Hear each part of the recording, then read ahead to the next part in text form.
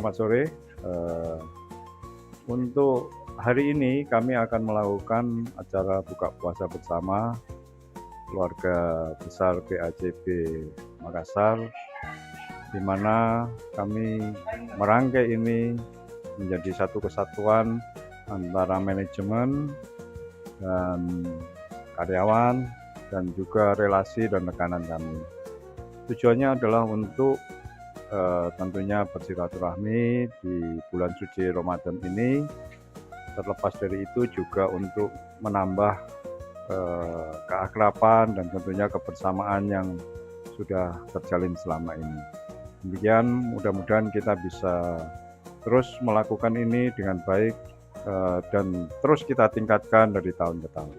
Terima kasih.